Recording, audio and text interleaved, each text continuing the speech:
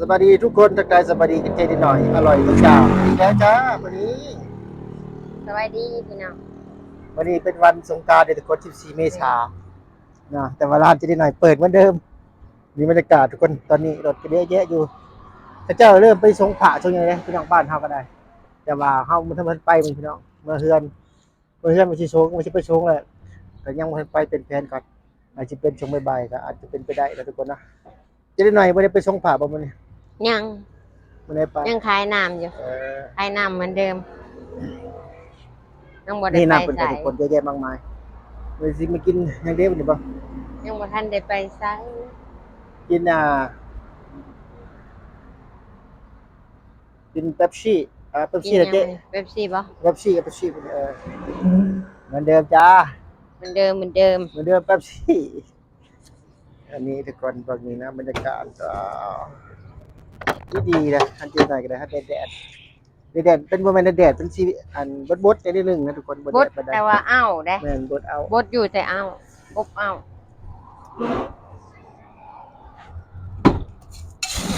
บรรยากาศทุกคนบรรยากาศเล่น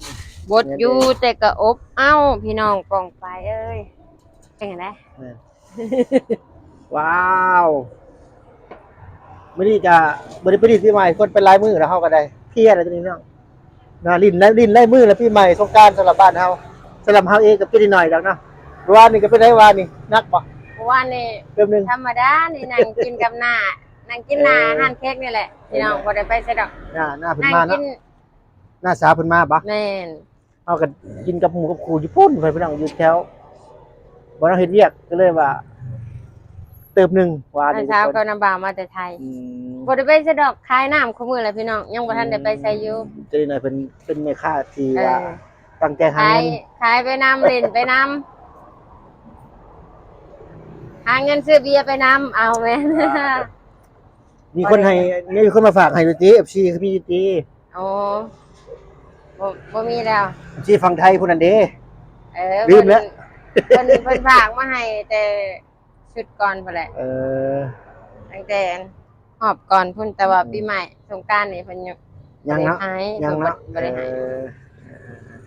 บ่เป็นหยังถ้ารอบหน้าจะเอาอีก ฮะ รอบหน้าจะเอาบ่เป็นหยังเนาะ เอามาจังเอาผู้สาวคนถ่ายเบิ่งดูนั่นผู้สาว โอ้สาวเธอคนให้เบิ่งผู้สา อั วน นี้อยู่นี่ ห้านจะได้หน่อยก็ขายดีทุกคนก็เช้าก็จนเบิด เบิ่งนี่เค้กกะเกี้ยงตู้นี่พี่น้อง คิดเกลี้ยงตู้ กะเจ้าของควันกับเบิดยังก็ เรียบ2เลอัน ย ทุกคนเมื่อก่อนเห็นหลายกว่านี้ได้ โอ้ยเต็มห่าน โอ้มื้อนี้ ป หมด กติ แล้วทุคน เต็มห่านเลยช่วงนั้น ว้าว เริ่มเบิดแล้วพี่น้องกล่องไป นี่ดินสอพองที่นำเข้าจากประเทศไทยทุกคน อันนี้คือดินสอพองที่นำเข้าจากประเทศไทยนะเขาเอาไป ดิ ดิ น น สอ นี่นะ พอง เมื่ก่น ดินสอ ทุกคนเอาไป แพ ดินเย้ดีเนาะอันนี้ทง25,000นี่ทุกคนทงเบิ่ง ถึก 25,000 กีบอันนี้ทงอันนี้เห็น ๆ ทงน้ ถึ อย ก ๆกัน ๆเลย ขายไปถึกๆทุกคน 10,000 กีบนี่เนาะโอ้ยเนาะเอาไปผลิตก่อนคักทุกคนเนาะมันกล้ามหนาดี กล้ามหนาดี เนาะ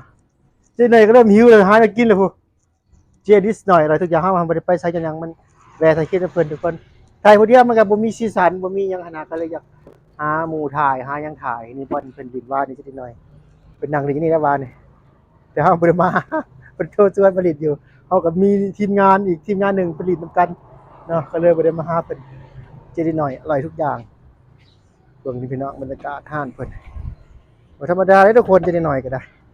มักม่วนคือกันเพิ่นว่ากินข้าวแล้วเพิ่นหิวเลยทุกคนเจดิหน่อยก็ได้หาแนวกินแล้วอุ่นล่ะ